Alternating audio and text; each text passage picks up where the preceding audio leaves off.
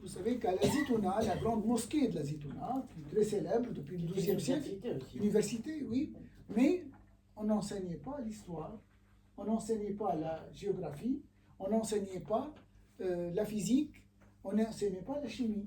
Pourquoi? Parce que d'après cette vision, tout est lié dans le Coran, on n'a pas besoin. Donc, vous voulez connaître ce qu'étaient les Beno Israël, donc les Juifs, il y a tout des textes dans le Coran où il vous parle vous parlez de Noé, vous parlez d'Abraham, donc il y a tout cela. Donc le Coran, il y a comme la Bible, comme l'Ancien Testament, tout ça, donc il y a des réponses à tout. Et c'est pour cela que la fonction de ces textes sacrés-là, donc il donne une réponse à tout, aux adeptes. Et c'est pour cela, donc qu'est-ce qu'ils vont faire là? Évidemment, le même effort va se faire, je dis, à l'extérieur, parce que l'Alliance israélite est un projet français. Oui, donc, c'est-à-dire l'application de l'abbé Grégoire, donc c'est-à-dire que la notion de citoyenneté, on est français, d'origine juive, d'origine protestante, d'origine, etc. Donc, cette idée-là, certains juifs riches en France voulaient l'étendre aux différentes communautés méditerranéennes. Donc ça va commencer. D'autant qu'elles étaient parfois persécutées. Oui, c'est pour dire l'émancipation, l'idée d'émancipation. Donc l'émancipation, comme ce fut le cas pour les Juifs de France, pendant 700 ans. Ils n'avaient pas le droit. Donc, lorsqu'il y a la peste noire, donc lorsqu'il y avait la peste, on disait que c'est la faute des Juifs, on les met pratiquement dans. Pas au ghetto, on les met on les brûle. On les brûle parce que. Non, on les brûle. En 1346, on les a brûlés pensant que l'épidémie, la peste noire, venait d'eux. Donc, c'est-à-dire, on l'accusait. Donc, alors, c'est un projet de l'extérieur. Et le premier qui va venir, David Cazès, il est originaire de Tanger. C'est le premier qui va faire une double mission. La mission donc s'installe parce qu'il y a eu une première tentative en 1860, au moment de sa création en France, de l'Alliance, mais en Tunisie, ça ne va être accepté le projet qu'en 1878. Donc David Cazès va servir à la fois d'instituteur dans la rue Maltasvira, donc à Tunis, et pour enseigner, mais aussi pour collecter.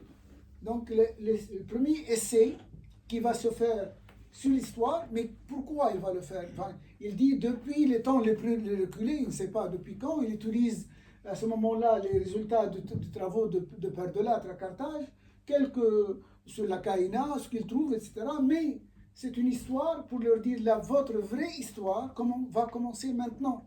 C'est pas pour leur dire l'ancienneté, non. Il la collecte, mais ce n'était que l'histoire de la misère. Et maintenant, la vraie histoire va commencer avec l'Alliance. Donc c'est avec l'Alliance, avec la France. Donc c'est ça l'idée. Donc du prosélytisme, ça c'est clair. Donc, donc David Cazès, on peut dire, j'ai parlé tout à l'heure d'Ashkenazi, donc par la suite c'est David Cazès, il va y avoir Slouch, donc Nahum Slouch, donc il va venir, donc c'est une idée d'étudier les Berbères, d'étudier les Juifs, il va trouver qu'entre les deux, c'est cette force de résilience, donc, etc. Donc c'est pour cela que je l'ai appelé une étude qui va se faire, c'est pas péjoratif lorsque je dis c'est la méconnaissance de l'histoire, parce qu'on ne voyait, on ne comprenait pas que l'histoire pouvait, puisque de toute façon la religion, aussi bien musulmane, chrétienne ou juive, donnait tout, donc on n'avait pas besoin de cela. C'est dans ce sens-là que j'ai utilisé, c'est une demande extérieure. Par la suite, des enfants de la communauté, eux-mêmes, Paul Sebag, Eisenbet en Algérie, d'autres vont le faire, ils vont chercher les noms, l'ancienneté des noms, et jusqu'à aboutir aux travaux de Paul Sebag, de Robert Attal, de tous les Chouraki, du Saint Valency ensuite. Ça va continuer, mais mais aussi historique, puisque il s'avère qu'aujourd'hui qu'il a écrit son journal de vie, etc. Et puis il n'y a pas mieux que lui qui a illustrer toute cette vie à travers la statue de sel, même si c'est un roman, on essaie, mais voilà, donc ce sont des gens qui sont les enfants de la communauté, les enfants issus, même si ne revendiquent pas trop comme religieux, mais se revendiquent de la communauté d'origine. Donc, la nouveauté, c'est dit que c'est l'histoire de l'université tunisienne va se faire un de ses objectifs. Nous représentons cette génération, cette volonté, qui ne sait pas, je vous ai dit, la première phase, c'est on a cherché le sionisme dans la communauté, enfin l'histoire, on l'a réduisait au sionisme, comme d'autres journaux, d'autres amis ils ont écrit notamment l'histoire des juifs, c'est-à-dire des juifs telle qu'elle s'est faite en relation avec la France, le journal La Justice, donc c'est fait, et puis d'autres, c'est dans chaque fois, mais les pauvres de qui on a parlé, n'a jamais parlé, ceux, parce que les statistiques montrées par mon étudiant Claude Fabenachour et d'autres aussi, montré qu'à peu près, donc si on veut, sur le XXe siècle, le départ à partir de 1948, à peu près la moitié des Tunisiens juifs sont partis en Israël et la moitié sont partis en France, très peu en Belgique ou aux États-Unis. Et nous, en tant qu'historiens, donc nous devons voir ces gens-là qui sont partis en Israël. Évidemment, il y a une vision, une césure qui va se faire, mais nous, on n'a pas de césure dans l'histoire. J'ai chargé une de mes étudiantes de faire sa thèse. Alors, tout le tollé s'est fait. Comment vous allez faire? Ils sont partis ces gens sont partis en Israël, donc c'est fini. Je dis, mais s'ils sont partis en Israël, c'est fini, ils n'ont plus de vie. Il y a des gens, chaque année à Gerba, il y a tout un 700, 800 qui arrivent, des fois par Malte, des fois par la Turquie. Donc, c'est des gens qui se réclament de la Tunisie à leur manière. Mais nous, en historien, nous ne sommes pas ni des juges, ni on va juger les sympathies de l'un. Chacun, sa manière de se rappeler. Donc, mais ça a coûté à cette étudiante vraiment beaucoup d'ennui, etc. Mais dans tout travail, il y a un travail, c'est-à-dire il y a une souffrance. Donc, pour ces efforts, si on voit dans la comparaison, parce qu'on ne voit pas étudier les Juifs sans leur... donc en 1975, il y a eu Sadiki. Sadiki a été fait par Khaireddin, qui est lui-même Mamelouk, venant des Circassiens, donc vendu, qui a été vendu, qui va travailler dans le système médical. Donc c'est aussi de l'étranger, c'est l'ère des réformes qui vont venir des tanzimètres de l'Empire ottoman, en influence avec l'étranger. Donc 1875, c'est l'école Sadiki. 1878, c'est l'école de l'Alliance. C'est à peu près, c'est à 3 ans de... et avec les mêmes, en essayant de répondre, la même chose, l'Alliance, elle va être boudée par les rabbins. On va dire que, attention, ils vont pratiquement éloigner nos enfants de la religion.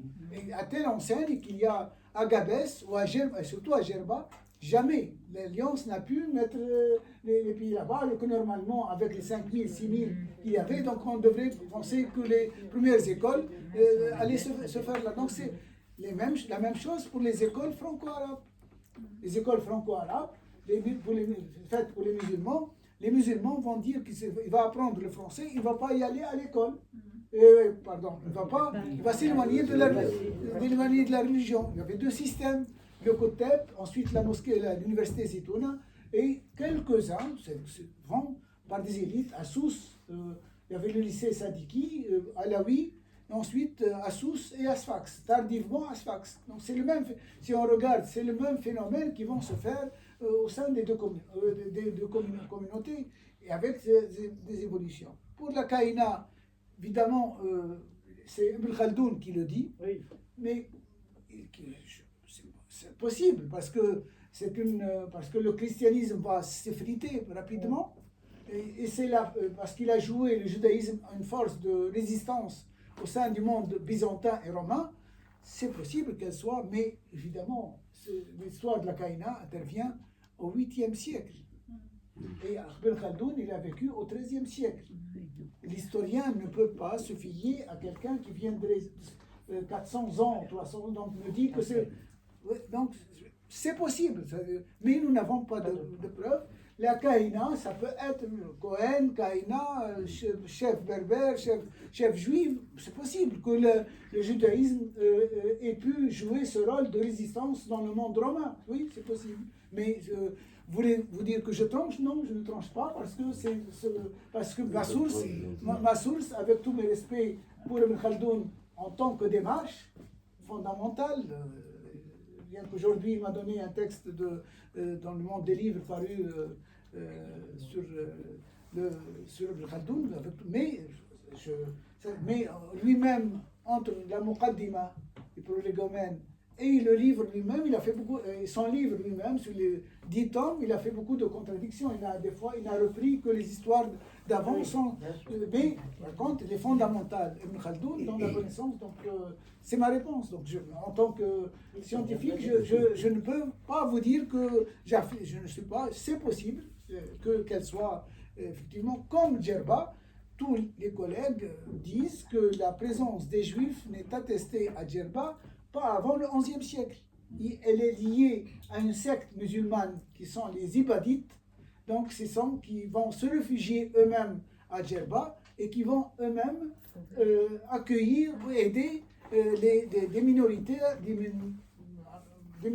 à s'installer, y compris les Juifs. Donc, c'est ce qui a testé les textes à Djerba, ça ne date que du XIe siècle. Évidemment, il y a toute la thèse que des Kohanim étaient venus avec des portes du VIe siècle. Oui, c'est possible. Peut-être c'est possible. Mais en tout cas, l'historien ne peut, comme Didon, vous savez que nous apprenons par cœur qu'elle est venue en 814 avant Jésus-Christ. Oui.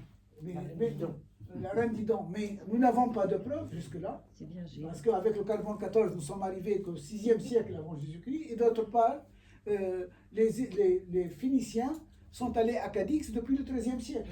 Donc c'est possible que Kart Hadash, c'est de la nouvelle ville, soit Carthage, donc soit au 9e, ça peut être au 9e, au 10e, au 11e, mais en tout cas c'est bien c'est pour fixer les idées, on dit Carthage fut fondée par une reine berbère qui est venue phénicienne suite à une bagarre entre son mari et son frère, etc. Donc en 1114. Donc ça fixe les idées, ça peut servir pour un moment, mais en attendant que notre connaissance de Carthage a tellement évolué que les Tunisiens sont avérés incapables, tout seuls, par leurs moyens, qu'ils ont demandé à l'intégrer à l'UNESCO. Et c'est pour cela qu'il y a aujourd'hui des champs de fouilles américaines, canadiennes, allemandes, néerlandaises, parce que toute cette histoire-là, impossible pour l'université tunisienne puisse trouver. Mais l'histoire, le métier d'historien avance en fonction des nouvelles trouvailles. Donc j'espère que... Voilà. Merci beaucoup. Alors, on va passer à la question peut-être. Florian mentionne deux petites choses. La première, c'est qu'il y a quelques semaines, j'ai assisté à une présentation d'un livre rédigé par un prof de Tunis qui était sur l'immigration sicilienne en Tunisie. Exactement le pendant de votre intervention. Ça montre bien qu'il y a une recherche apparemment de reconstituer cette fameuse mosaïque. Et puis deuxièmement, un petit clin d'œil en fait. Donc vous avez parlé de l'alliance israélite à Tunis. Vous avez cité donc la rue où elle se trouvait, la rue Al-Tazrira. Il se trouve que j'ai vécu 16 ans dans cette rue Al-Tazrira, à 50 mètres de l'Alliance. Il faut traduire Petite Malte, parce que la grande rue des Maltais, il y a la rue des Maltais et la rue Al-Tazrira. 16 ans j'ai vécu là-bas. Et puis le second livre dans cette collection, elle est sur les Italiens de la Goulette. Donc c'est bon. Désolé, je n'ai pas apporté, mais... oui, c'est l'objet peut-être d'une autre conférence. Inch'Allah, qui reviendra dans un mois ou quelque chose comme ça. Peut-être c'est pas de moi, c'est un de mes étudiants dans la collection Jamel Larini. Voilà, comme les Pères Blancs, c'est aussi une étudiante. Est-ce que c'est un Italien, votre élève? Non, Tunisien, de fin fond d'Algérie, des Cromirs.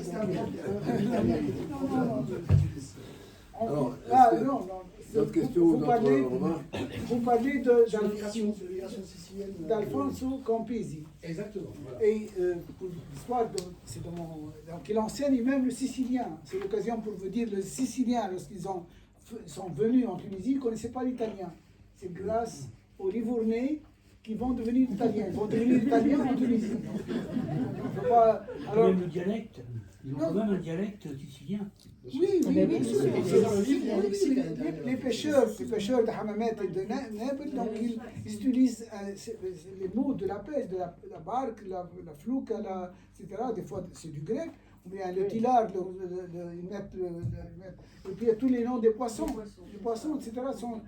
C'est ça, cette richesse. Les gens ne connaissent plus, ne connaissent pas que cette origine sicilienne. Alors, l'anecdote, parmi les gens qui. Alfonso Campesi, mon collègue, a fait un film qui s'appelle Terre Promise. Je ne sais pas s'il vous a montré le film à cette occasion. Et certains, donc, Terre Promise, qu'est-ce que ça veut dire la Terre Promise? Ah, ça veut dire la Palestine, sans lire le titre. Elle était, donc, c'était marqué sur le titre de la fiche du film, Terre promise, en fait, il dit Sicilien de Tunisie, mais on n'a pas besoin de lire. Donc ils ont dit Terre promise, donc ils vont parler des Juifs, ils vont parler d'Israël. Et on va attaquer la Bibliothèque nationale parce qu'il y a une journée qui se tenait. Donc vous dites l'ignorance. C'était la terre promise pour les Italiens, donc qui venaient à l'époque par les mêmes barques qu'on utilise aujourd'hui, mais qui venaient dans dans l'autre sens. On les trouvait morts sur la plage. donc c'est tout simplement pour l'historien, c'est Brodel qui disait c'est une plaine liquide. La Méditerranée est une plaine liquide depuis longtemps, toujours, il y a eu toujours des mouvements dans un sens ou dans l'autre. Donc c'est de même qu'il y avait ce qu'on découvre dans le mari de Abraham Idovic, donc le mari de Lucette, un des personnes qui ont travaillé sur les documents de la Guinise du Caire. Oui. Il nous a fait des conférences pour voir que c'était la ligne qui se faisait entre Sfax et Alexandrie. Donc tout le commerce qui se faisait, et c'est par le biais de ces feuilles qu'on jetait parce qu'elles étaient écrites en hébreu, donc on ne veut pas les liquider, qu'il a trouvé grâce à ces traces-là, toute la relation qui se faisait par des commerçants juifs, et musulmans aussi, parce qu'il y a des familles de musulmans de Sfax qui se sont installés, donc c'est grâce à nos avancées, c'est en fonction de nos trouvailles, de ce que nous trouvons dans les mines des archives. Voilà. La Guénisa du Caire, juste un point, c'est que dans la tradition juive, on ne peut pas jeter des livres écrits en hébreu. Donc au Caire, ils avaient accumulé des quantités d'éléments, et certains très importants, parce que Maïmonide a vécu au Caire. Donc il y avait une correspondance, il y avait des textes, il y avait des choses. Et il y a, disons, 70 ans, que ce fonds est passé au British Museum. Oui, à Oxford. Peut-être 70 ans. Mais on les trouve Et aux États-Unis aussi. aux États-Unis Oui, bien sûr. et à Saint-Pétersbourg aussi. On peut les trouver en différents endroits. Et maintenant, en plus, avec Internet, c'est... Il y avait Un de nos étudiants s'appelle Hamid Atoukebr, il a fait son travail à partir des Fatimides, Ah oui, à partir de Guéniza, donc les Fatimides en Tunisie, mais en fonction à partir de ce que... Allez-y. Oui, merci. Moi j'ai une question. S'il vous plaît, présentez-vous comme ça parce que ça me... Ah, je ne sais pas, je me présente. Oui, c'est bien, mais moi je me suis présenté. Vous voulez que je veux l'occasion de vous dire que ça veut dire même mon nom, comme ça. Donc, Kaz, c'est les oies, et Dag, c'est la montagne, et Oglou, c'est celui qui vient de... Donc Kaz Dagli, c'est celui qui vient de cette montagne qui se trouve sur la mer Égée aujourd'hui. Donc, parce qu'à travers les noms de vos présentations, donc c'est l'occasion de se connaître réciproquement. Voilà. Alors voilà, moi je m'appelle Dominique Guedj. Moi ma famille vient d'Algérie, mais j'ai appris récemment, en faisant mon arbre généalogique, que le grand-père de ma grand-mère, ça date un peu, donc est arrivé de Tunis. Donc ça a ouvert des perspectives, parce que depuis toujours... Arrivé de Tunis pour... En Algérie, là, il y a eu à l'époque, voilà, dans les années, je sais pas, 1850. Il y en avait aussi, il y en avait, voilà. Bon, donc j'ai appris que j'avais une ascendance partielle tunisienne, ce qui a été une révélation, parce que jusqu'à aujourd'hui, j'ignorais totalement. Donc c'est la raison de ma présence ici. Et je m'interrogeais aussi, puisque ça a été évoqué, mais à peine esquissé, sur l'arrivée des granats en Tunisie. Moi, je me suis toujours interrogée, je ne sais pas qu'est-ce qui a fait que, est-ce qu'il y a eu un déclin à Livourne? Qu'est-ce qui a fait que Livourne s'est vidé de ses juifs pour arriver compte tenu de... Enfin, voilà, comment se fait-il que... Voilà, ça date de quelle époque l'arrivée des Livournais? C'est Isabelle la catholique. Le responsable, c'est l'Inquisition, c'est tout ce qui s'est passé, la chute de Grenade. Et oui.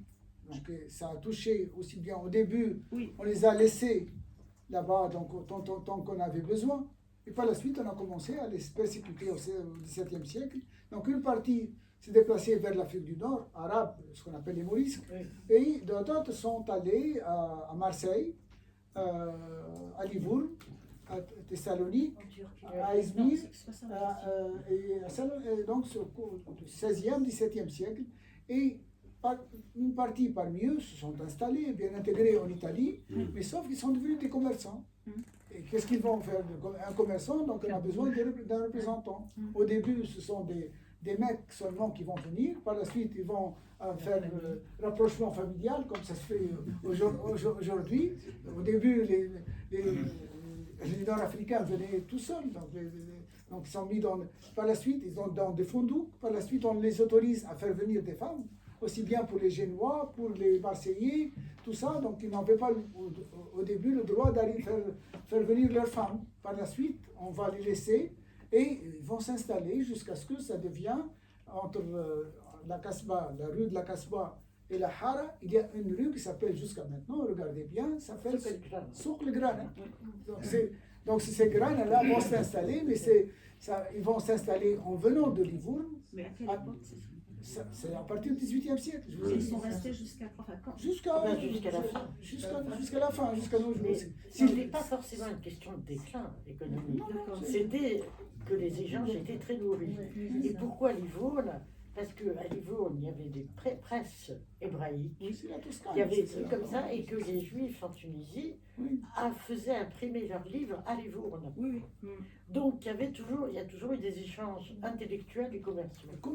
Voilà. En plus, il faut peut-être dire qu'en cadre général, l'Italie et la France étaient très concurrentes sur la Tunisie. Et donc chacun jouait de cet argument, peut-être inconscient, pour que, effectivement, favoriser l'installation, entre guillemets, d'Italiens et l'installation, entre guillemets, de Français ou de la francisation des Juifs de Tunisie. Et pour l'Algérie, pour dire l'histoire, parce que l'Algérie a été occupée en 1830, lorsque la Tunisie va être occupée en 1881, protectorat, il y avait une partie de Français et des Juifs qui vont dire que il y avait une thèse, déjà il y avait des gens qui voulaient qu'elle soit un quatrième département, doit être annexé à l'Algérie, tout simplement. D'autres, notamment le Père Blanc et aussi le ministre des Affaires étrangères, ils ont pensé qu'il ne faut pas refaire la même faute en Algérie. C'est-à-dire que, parce que l'Algérie... Tu veux dire? Non, il ne faut pas faire en Tunisie la même chose. Parce qu'en Algérie, de 1830 à peu près jusqu'à 1870, elle était livrée aux militaires. Donc en fait, c'est les militaires, on ne savait pas. On l'avait conquis, mais sans trop savoir à quoi ça va servir.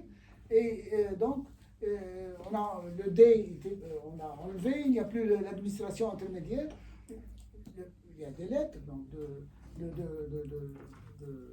cardinal Lavigérie, fondateur de la mission des Pères Blancs, disent ne faites pas ce que ça a été fait. Donc il ne faut pas que les Arabes se mettent directement avec les Français. Donc il faut leur laisser une administration, qu'on apparaisse comme des protecteurs pour le pays. Donc il faut laisser. C'est pour cela que le système qui est fait en France, qui est colonial au niveau de sa réalité, mais au niveau de sa forme, était une administration bicéphale. C'est ce que va faire l'IOT aussi au Maroc. Donc c'est une administration bicéphale, mais il y avait le caïd, mais à côté il est contrôlé par le contrôle civil.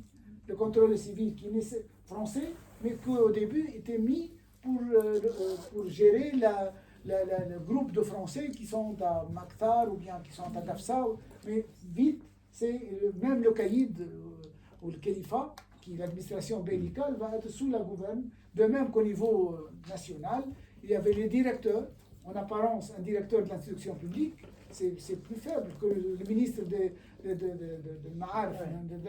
Non, mais en réalité, les directeurs sont beaucoup plus importants que les ministres. Et au-dessus, il y a le résident général et le B. Et entre les deux, il y a le secrétaire général du gouvernement tunisien qui, jusqu'au bout, il était français. Ouais. Donc c'est lui, le regard, c'est lui qui gère l'administration. Voilà, c'est de quoi il est fait. Donc il y avait des Juifs d'Algérie qui sont venus en Tunisie. Et depuis leur venue, ils étaient venus français, parce qu'ils avaient la citoyenneté française depuis le décret Crémieux. Ils sont restés français en Tunisie, eux, les Guedj. Donc voilà. Un peu peut-être, c'est qu'au milieu de tout ça, les Juifs avaient d'une certaine manière un statut civil qu'ils géraient eux-mêmes. C'est-à-dire qu'il y avait les tribunaux rabbiniques qui rendaient la justice pour les Juifs indépendamment des tribunaux français, entre guillemets, ou des tribunaux arabes qui existaient. Donc, il y a une superposition, il y a une part même les musulmans, ils avaient des affaires de trucs personnels. C'est ça, c'est sur le plan personnel. Donc, c'était quand même assez complexe, je veux dire, au sein de l'égalité entre guillemets pour tous. Il y avait en fait, voilà, c'était pas l'égalité. Communautariste, on dirait aujourd'hui. Oui, moi, bonjour. Merci pour votre intervention. C'est juste un témoignage. Donc, je m'appelle Martine Barouche et je suis effectivement la nièce de mon oncle André Barouche, qui était ministre des Transports en Tunisie. Non, de l'habitat. Ouais, de l'habitat ou des... Non, de l'habitat. Bon, ben voilà. Et nous, ma mère avait à l'avenue Abik Bourguiba un magasin qui s'appelait Scanès de meubles. Et en fait, elle a été choisie pour décorer le palais d'Abik Bourguiba. Et ils étaient vraiment... mes parents ont toujours aimé Abik Bourguiba, donc on avait des bons liens. Mon autre oncle avait une librairie qui s'appelait Publicia, pas loin à Tunis même. Qui était où? Comment? Qui était où, tu sais? Oui, pas loin d'un parc, je ne me rappelle plus trop, mais Publicia, c'était en centre. Le Belvédère, non? Oui, voilà, le Belvédère, voilà, c'était pas loin du Belvédère, ce truc, voilà. Et c'est rigolo parce qu'on habitait rue Montpellier. Attiré par le... Voilà, je sais pas ce qui s'est passé. Et qu'est-ce que je voulais dire d'autre? Et donc, oui. Et donc, effectivement, moi j'ai vécu, parce qu'on est parti de Tunisie en 1965, quand il y a eu... voilà, c'était l'arabisation, en fait. En 67 ou en 65, on est parti de Tunisie. L'arabisation, Oui, enfin, il y avait... Moi, je sais que mon oncle... les 60. Voilà, mon grand-père avait un commerce, il était bijoutier. Et tous les commerces étaient pris, les commerces des Juifs étaient pris. Non, c'est pas l'arabisation, c'est la collectivisation. Je ne sais pas comment dire, mais en tout cas... La collectivisation. Voilà, c'est ça. Ben Salah, c'est ça qu'il y avait. Ben Salah. Et pour terminer, ensuite, donc on est parti, on est arrivé à Paris. Et mes parents avaient beaucoup de chagrin, hein, mais ils faisaient genre que ça allait bien. Ils disaient oui, on va aller à Paris, la capitale. Et au départ, on est arrivé sous les toits. Et il pleuvait. Et ma soeur, elle disait, c'est ça Paris? C'est ça Paris? Et on avait quitté le soleil et la mer. Voilà. Donc, c'était... Oui, donc pour Barouche, vous allez trouver, dans le livre, c'est le deuxième ministre après Albert Bessis. D'accord. Donc c'est... Oui. Il y avait trois ministres, Albert Bessis. Il y avait trois ministres juifs. Non, il y a eu d'abord B6, ensuite Barouch, et puis Barouch, puis le dernier, il y a Trabelsi. Mais l'année, c'est tout récent. C'est tout récent. Les autres étaient au début de la République. Cette partie, j'ai dit avant et après Bourguiba. Donc, avant et après Bourguiba, il y a eu... Je crois qu'il y avait quelque chose. Deux questions, une toute petite. Je pense que Joël Simoni, moi je suis d'origine marocaine. C'est votre côté parfait. J'avais entendu dire que dans les sacerdotiques, dans les écoles de l'Alliance, il y avait aussi des musulmans, pas forcément, enfin il y avait quelques musulmans qui étaient intéressés. Ça c'est une question, je ne sais pas est-ce que c'est vrai. Et l'autre question, quelle a été l'importance de la participation des Juifs au mouvement d'indépendance de la Tunisie? De bonnes questions, vous allez trouver tout ça. Parce que pour les écoles de l'Alliance, c'est-à-dire ce n'était pas interdit. Ce n'est pas des écoles où on faisait entrer les gens. Des écoles religieuses. Ce n'est pas des écoles religieuses. Mais il se trouve que traditionnellement, les musulmans vont à l'école Sadiki et les juifs vont à l'école de l'Alliance. Mais pendant la période, il y a un article sur ça dans le livre, sur les écoles de l'Alliance à partir de la Seconde Guerre mondiale à 1972, parce que les dernières écoles ont fermé en 1972. Alors, après la Seconde Guerre mondiale, les instituteurs, donc l'Alliance a obtenu que les instituteurs de l'Alliance soient payés par la DIP, enfin la Direction de l'instruction publique. C'est l'équivalent aujourd'hui du ministère.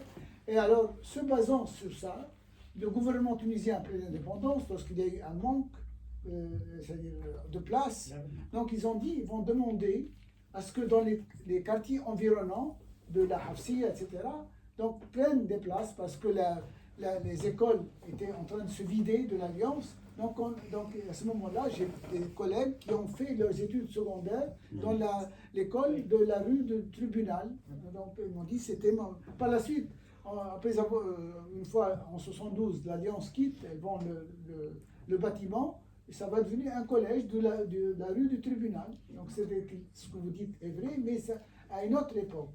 À une autre époque, et même les écoles de l'Alliance, il va y avoir toute la première génération donc, qui va intégrer, mais l'école de l'Alliance n'aboutissait pas au baccalauréat.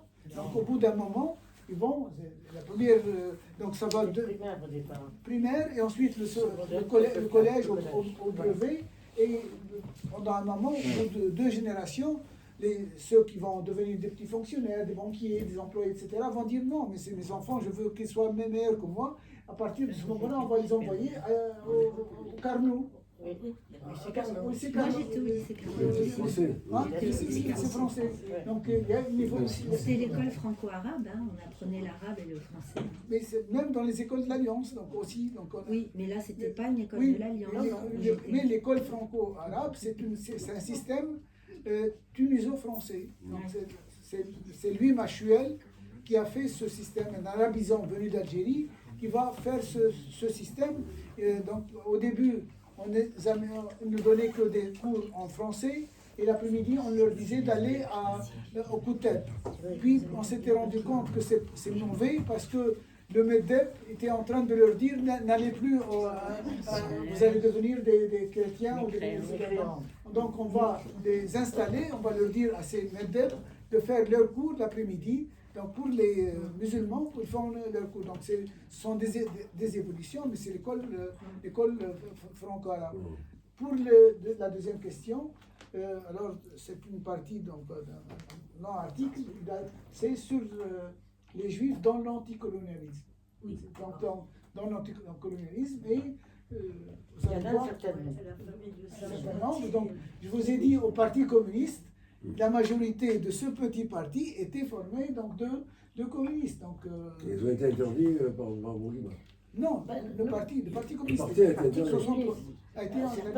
Mais Maurice Nizar, Jacques Belaïch, Georges Haddad, tout ce monde-là, c'est à l'origine des communistes, mais d'origine juive. D'ailleurs, on peut préciser en même temps, c'est dans notre ADN, nous, c'est que Albert Memmi, donc juif tunisien, créateur de l'association pour un judaïsme humaniste et laïque à Paris, était, il le dit dans ses bouquins, il était parmi les militants indépendantistes. Oui, sans être communiste. Sans être communiste. Mais il avait participé à la lutte pour l'indépendance et il a porté après comme oui, et vous lisez le journal publié par Guy Dugas qui a... Oui, on en a parlé il n'y a pas longtemps au Salon du Livre. Je l'ai eu au téléphone, il est malade. Ceux qui sont venus au Salon du Livre de Montjuïc, ils ont entendu Guy Dugas parler d'Albert Memmi. Il a publié ça. Groupe avait, et c'est magnifique ce qu'on trouve. On l'a invité. Il était en lien avec les communistes. Aujourd'hui, j'ai trouvé qu'avec des correspondances avec Colette, il dit mais ta place est au Parti communiste. Donc elle lui dit donc. Mais il était indépendantiste. Mais il était aussi des fois sioniste. On l'a épargné Ouais. il était à la Chouma Razzaï. Oui, c'est ça. C'est un grand essayiste, donc il est toujours. Mais c'est ça, c'est le parcours des choses. Et Moulina a été quand même protégé par des juifs qui l'ont aidé. Hein. Barouch, on parle de Barouch. Là. Pourquoi on a. Parce que Barouch était un homme d'affaires. Donc entre autres, au début, on avait hésité entre Barouch et Albert Bessis.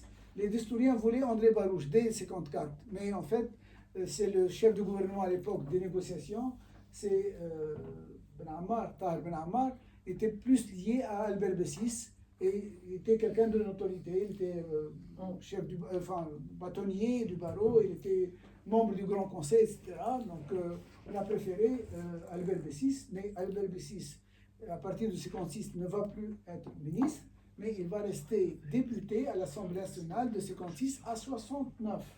Il est décédé en 1972 à Tunis, et sa tante. Et c'est Sophie Bessis, je ne sais pas si vous entendez parler d'elle, elle est sa petite fille. Et le fils d'Albert Bessis, comment s'appelle, Aldo Bessis, était communiste. Sa mère aussi, Juliette Bessis, est communiste, originaire de la Bessie. Elle n'est pas communiste, Sophie. Elle a été à un moment. Elle a été, c'est ça. Non, mais c'est... Est-ce qu'il y a d'autres réactions? Jacques, je crois, ou Marianne, non? Pardon. Là-haut, bien sûr. Oui, Alain Morgoud. Il se trouve que j'ai travaillé au Maroc pendant une dizaine d'années dans le domaine du pastoralisme. Dans le sud du Maroc, comme vous savez, dans les villages du Piémont, du Haut-Atlas, il y a beaucoup de villages où chaque fois on vous montre le Mellah. Et dans chacun de ces villages, il y a l'endroit où il y avait la population, communauté juive, qui bien sûr est partie dans les années 67 après la guerre des 6 jours. Et quand vous y retournez maintenant, vous voyez, on vous montre, mais là, les maisons sont un peu déglinguées et tout, puis on vous montre la synagogue. On vous dit, regardez la synagogue, vous rentrez dans la synagogue, c'est impeccable, tout repeint, tout propre, il y a un gardien qui vous fait visiter, etc. Si vous allez en Tunisie, à l'inverse, je faisais aussi du pastoralisme en sud tunisien, donc plutôt vers Medine, Tataouine, vous avez des petits villages. Les étudiants me disaient, viens voir, on va te montrer la synagogue. Alors là, c'était une maison complètement déglinguée, des poutres foutues et tout. Et puis, sur un fronton, une étoile juive et tout. Ah, c'était la synagogue. Donc, il y a vraiment une gestion de ces lieux saints, très, très différente entre les deux pays. Alors, il y a un article qui s'appelle « La Tunisie est-elle prête pour un musée juif ?» Non, mais la question. Aucune question. Un point d'interrogation. Et nous, c'est un projet que nous avons monté en 2016, et on avait fait venir une collègue du Maroc, parce que Simon Lévy était dirigeant du Parti communiste marocain, qui avait fondé dans la quartier musée à l'Oasis, qui était une ancienne synagogue, je crois, et Zouhour Hihli, donc musulmane marocaine, elle est donc la directrice, comme on avait invité aussi une conservatrice d'Istanbul, et je crois, une responsable du MAJ.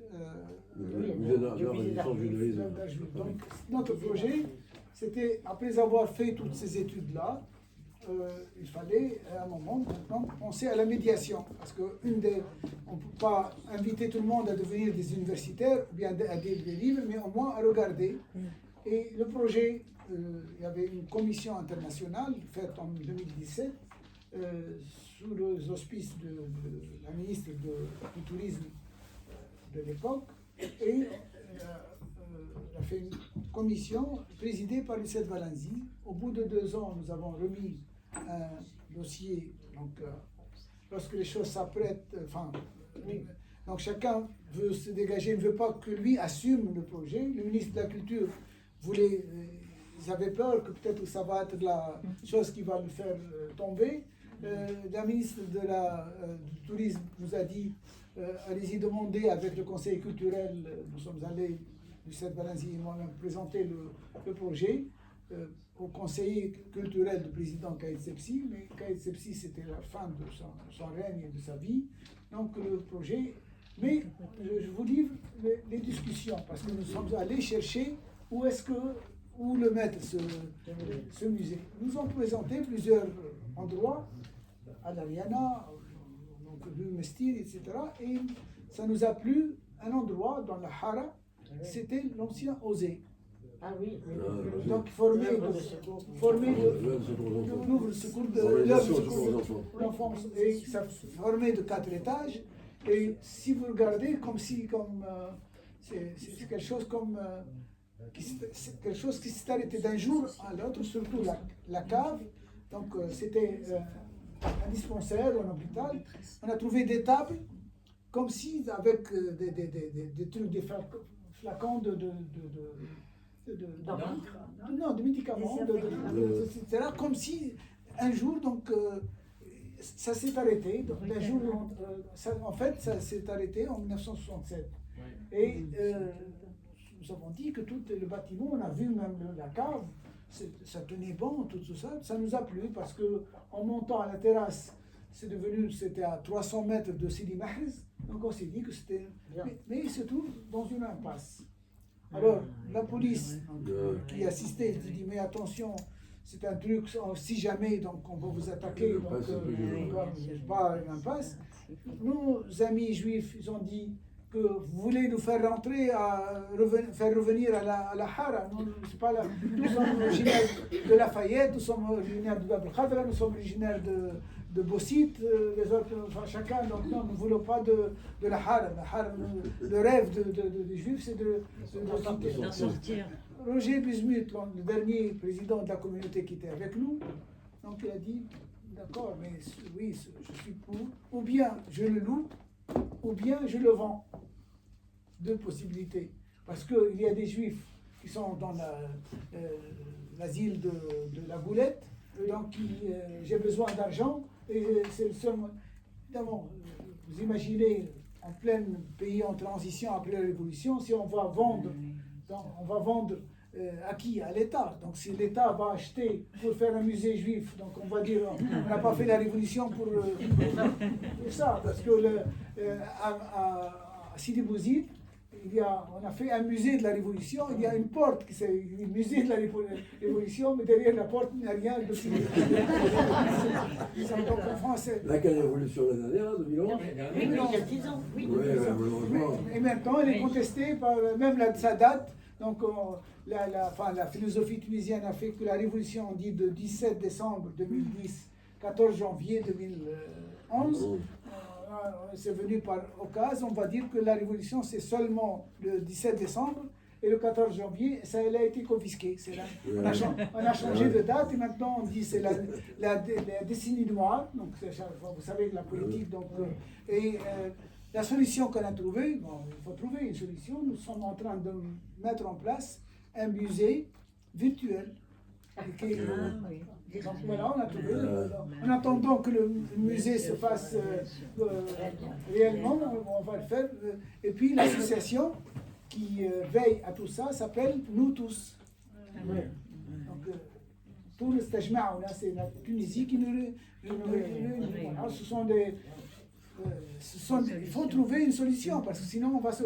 Et à Nabeul, puisqu'on parle de Nabeul, donc Albert Chiche, Nabelien, un grand dirigeant de l'équipe de basket de Nabeul, qui a été pendant 20 ans le responsable de l'OSE. Parce qu'il y avait des étudiantes qui travaillaient sur les synagogues de Nabeul et sur le cimetière de Nabeul. Il s'est émerveillé pour ce qu'on faisait. Donc il a assisté. Dans son chagrin, sa femme est décédée, ses filles ne veulent plus rentrer, etc. Donc il s'est mis, donc il y avait 3 lieux à Nabeul. Il a accepté que l'une, qui s'appelle Bibliothèque Gaston Carilla, on l'a transformée en un lieu de l'histoire du judaïsme nabeulien. On a tout fait, on l'a inauguré, mais le drame c'est qu'il est très malade, Albert. et on n'a pas trouvé de relève qui va s'en occuper à Nabeul. Donc le projet est allé, donc un petit musée, mais ça ne parle que de Nabeul. Mais ce morceau d'histoire de Nabeul, il est là, tout a été. On a fait une inauguration officielle, on a passé tout un colloque pour dire il y a un espace privé à Nabeul, s'appelle SCAP, le Msetre. C'est bien ça, non? Réputé pour être la majorité des maisons appartenaient à des juifs. Il y a un espace privé qui s'appelle Gilen. Et dès qu'il a su que nous allons tenir une journée sur la mémoire juive, il dit ça, ce lieu appartenait à un juif, donc vous n'allez pas payer rien pour votre journée. Donc, la façon avec laquelle. C'est une expérience donc, de ce que nous faisons, nous essayons de faire. Nous avons essayé de faire la même chose à La Marsa. Il y a une synagogue, la synagogue Calfan. Qui fonctionne encore? Non. Non, non, ça ne fonctionne plus. Très peu, mais sauf que le monsieur, donc nous avons négocié, etc. On lui a dit que notre projet, la municipalité est tenue parce qu'il y a des élections. Le maire de La Marsa, maintenant, c'est fini, il n'y a tous ils ont été dissous. Donc l'idée, c'est d'en faire un petit musée d'histoire de La Marsa et de laisser la synagogue d'en haut. Non, négociation, non, ça va être, peut-être par la suite, on va la faire on va faire musée, donc des négociations, donc c'est parce que c'est pas facile la gestion de la mémoire n'est pas quelque chose de facile, parce que chacun a peur que de l'autre, a peur que la transmission aille dans un sens ou dans un autre, mais nous essayons d'apporter des réponses. Vas-y. Je suis désolé parce qu'on a un impératif, alors que c'est passionnant ce que vous avez présenté, mais Il y a le livre, si vous voulez l'acheter, je ne sais pas si tu me l'achètes, ouais, puis je m'en serai. Oui, mais on y prendra.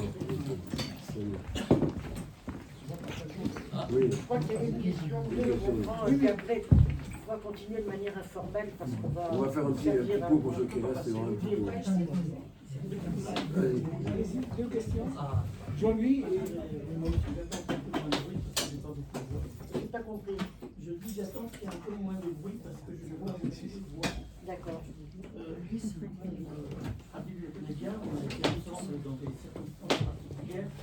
Mon nom c'est Félix et donc je suis né en Tunisie en 47 et j'en suis parti quand mon père en est parti en 57. Et le reste, mes premières années ont été mis à Kouta, qui est mis à l'école de l'Alliance israélite, mais à l'école Jeanne d'Arc, qui était une école catholique du barreau de Tunis, à côté du Belvédère. J'ai passé quelques années. Là, je voulais intervenir à propos de cette histoire de musée.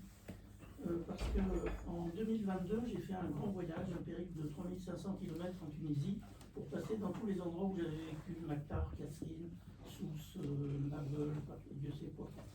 Et entre autres, à Gafsa, on a été reçu par le président de l'association de défense de la vieille ville, M. Zitouni, Hatem Zitouni. Et puis, il nous a présenté la Hala de Gafsa. Et on nous a présenté un monsieur qui venait d'ouvrir, qui allait ouvrir le jour même, un petit musée juif dans sa maison privée. On a été visiter ce truc-là, c'était complètement hétéroclite, c'était chez lui, il avait punaisé des photos qu'il avait trouvées à droite à gauche, des souvenirs, des éléments, des objets matériels, etc. Donc ça existe, c'est curieux de trouver dans un endroit aussi reculé que Gafsa, quelqu'un qui ait cette idée de faire un musée juif chez lui.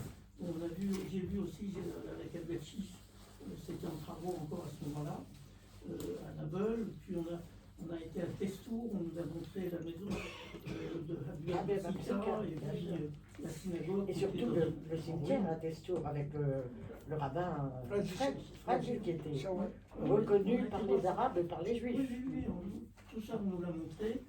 Je dis on parce que j'étais avec ma fille, mais on était accueillis à chaque fois à Testour par le maire de Testour, à Sousse par l'ancien conseiller municipal, ancien directeur du bureau de tourisme, qui nous a présenté l'avocat et Pascal qui a un espèce de café où on sert une citronnade originale, il y a la queue devant. Bref, on a été on a vu tous les cimetières possibles et imaginables à Sousse, à Testour, ailleurs, etc. Donc il y a on voit le manque dont on parlait au début, avec à la fois l'existence de ces lieux et personne autour. Enfin, personne en tout cas. C'est l'impression que moi m'avait donné la Tunisie les premières fois où j'étais retourné. Le paysage était encore à ce moment-là le même, en 80 et quelques, mais les gens n'étaient plus là, il n'y avait plus personne. Ouais. C'est un peu l'Espagne. Une autre question? Oui. Non, moi alors, je suis Omar Bessaoud, je suis universitaire algérien, installé à Montpellier. Je voulais apporter une information et puis un témoignage sur la présence juive en Algérie. Parlez plus fort. Sur la présence juive en Algérie, il y a ces derniers temps pas mal d'ouvrages qui sont sortis, entre autres un ouvrage d'un historien français qui est au lycée Alexandre Dumas à Alger, qui reprend la thèse de Shlomo Sand, à savoir que la communauté juive est une vieille communauté qui date d'avant même l'histoire du Temple. Donc on a une histoire qui est très très longue. Et puis un deuxième livre qui aujourd'hui fait polémique, puisqu'il a été à l'origine de la fermeture des éditions Franz Fanon qui l'ont édité, qui s'appelle L'Algérie juive, écrit par une Algérienne. D'ailleurs, le titre a été pris par l'éditeur lui-même, ce n'était pas le titre qu'avait donné l'auteur. Donc là, c'est aussi... Et puis il y a aujourd'hui un film, et là c'est ce témoignage. Moi j'ai connu beaucoup de communistes algériens d'origine juive. J'ai bien connu Henri Heneg, dont vous connaissez l'histoire. Bien sûr. J'ai connu alors quelqu'un qui n'est pas très connu, mais qui est mort tout à fait à la fin des années 80, qui s'appelait Roland Raïs, Roland Amar Raïs, qui était le fils d'Elissa Raïs. Ah oui. Qui avait une romancière, qui était à la mode, enfin, qui fréquentait les salons parisiens du début du qu'elle a eu siècle. quelques prix littéraires. Et il se passe que c'est mon épouse lorsqu'il est décédé, qui a fait l'attestation de décès, qui était présente. Et donc on a récupéré, parce qu'elle était militante à l'époque du Parti communiste, et Roland Raïs était membre du Parti communiste. Elle a récupéré 2 ou 3 bouquins, entre autres, une histoire de Massinissa, et un bouquin que j'ai repris il n'y a pas très longtemps pour l'éditer, qui s'appelle La musique en art, parce qu'il était musicologue, philosophe, physicien. Intéressant. C'était un monsieur absolument extraordinaire qui donnait jusqu'à la fin de sa vie. Il était voûté, il donnait des cours de philosophie aux enfants du quartier. Et pour la petite histoire, ma femme, lorsqu'elle a été, elle a trouvé sur son tableau philosophia, philo, sagesse, etc., enfin la traduction. Et ce bouquin sur la musique andalouse, une révolution mondiale, que j'ai repris, et comme je suis animateur d'un petit pôle culturel, d'une librairie, la librairie la plus ancienne d'Alger, la librairie, pour ceux qui connaissent Alger, qui s'appelait Dominique, qui est juste en face de la librairie Charlot. Charlot, juste en face. Elle date de 1934. Je suis elle de ceux qui ont essayé de la relancer parce qu'elle était en train de couler.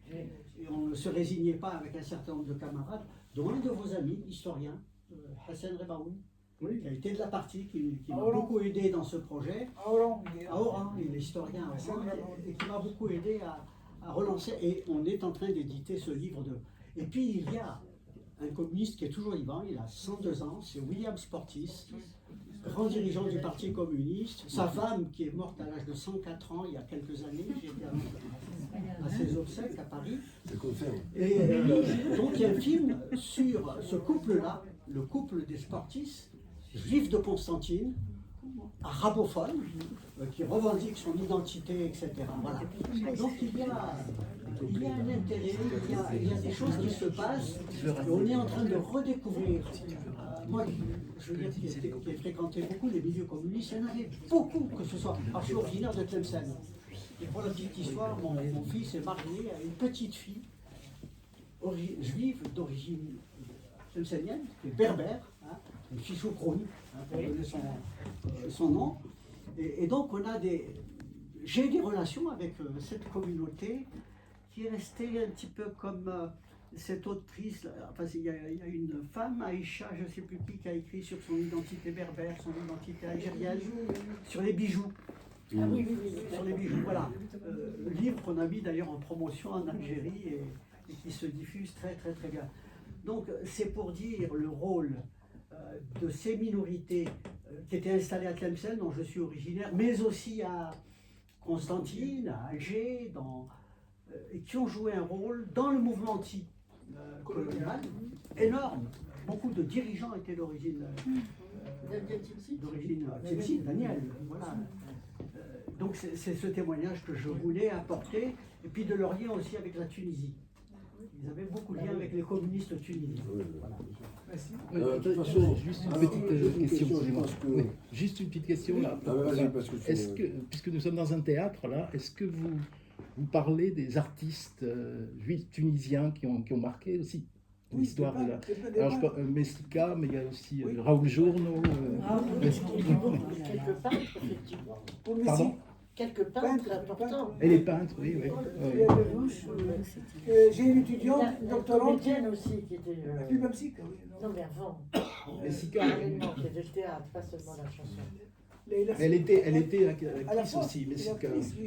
J'ai une étudiante doctorante qui prépare sa thèse sur la mémoire à Montpellier, normalement, dans ce qu'on appelle le système de co-tutelle.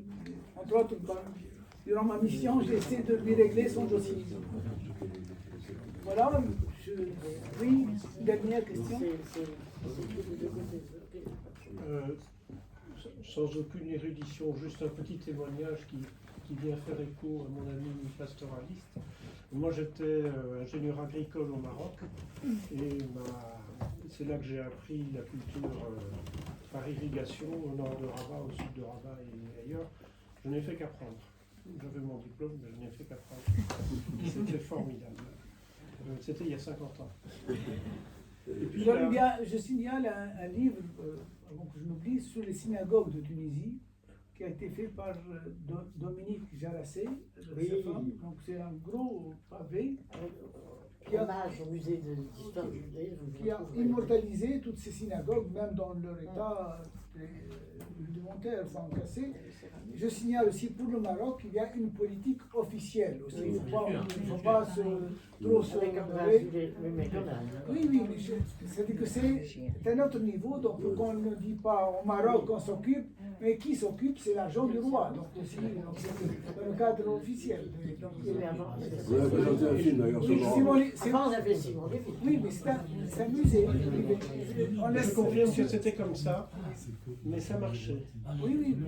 Alors, on m'a demandé de passer en Tunisie, et c'est là où je rejoins l'agriculteur n'étant pas le pastoraliste, et je devais faire un recensement sur la vallée de la Medjerda, et j'arrive à hauteur de Kérouan, et je vois une margelle en marbre blanc, et les ouvriers qui m'accompagnaient me disent « mais ça vient d'Italie, hein. C'était du pur marbre de Carrare. Et puis il me dit « ça vous intéresse ?» J'ai dit « oui, bien sûr », comme ça, en passant. Puis il me dit « venez voir la synagogue ». Et derrière des ballots de paille, il y avait une petite synagogue. Était-elle encore en état ou non? Mais l'étoile juive, elle y était. Alors ça, c'est simplement pour vous dire que ce sont des aventures vécues. Et elles sont toujours là. La réponse, c'est que s'il n'y a pas des hommes derrière le monument, si vous laissez votre maison de campagne, de vacances, vous ne vous occupez pas d'elle, c'est normal, elle va Juste pour fixer un ordre d'idée, moi il me semble que à la fin du protectorat, il devait y avoir environ 110 000 juifs en Tunisie, c'est vrai ça? Et aujourd'hui, il doit être autour de 2000. Est-ce que ça correspond à ça? 200 à Tunis et le reste à Djerba. À Djerba, ouais, voilà, pour voir la différence. Et pour terminer, je ne prendrai pas plus le temps.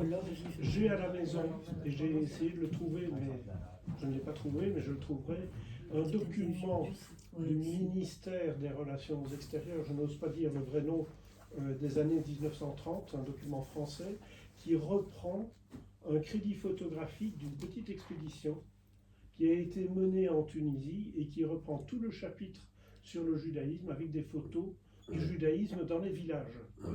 Ah bah ce serait bien qu'une photographie. Je vous ferai la chair. Oui, on le verra. Vous pouvez passer, on va regarder. Surtout avec le scanner maintenant. Oui, c'est vrai. On ne va pas vous demander le livre, vous gardez-le, mais nous avons besoin de... Oui, mais moi je peux garder la copie, vous envoyez le livre. Alors, les photos sont superbes, les commentaires de temps en temps, ça me passe. Mais ça, c'est ce qu'on appelle interprétation. Ce qui nous intéresse, c'est la... Alors, Guy de Maupassant, qui passait par Tunis, disait « Tunis n'est une ville française, ni une ville arabe, c'est une ville juive. » Donc, Madame Sahli, qui avait écrit l'Algérie juive, donc on lui a interdit son livre. Mais avec l'Internet, on ne peut rien. Je l'ai acheté, j'ai pas été... Il s'est diffusé avant, ce livre est sorti il y a 6 mois. Il s'est diffusé, la librairie que je lis l'a distribué. Bon, juste après la suspension des éditions France Fanon, bien sûr, j'ai pris mon téléphone, on l'a retiré parce qu'on n'a pas intérêt à avoir la librairie fermée. Alors si vous voulez, on va remercier M. Ghazali. Oui.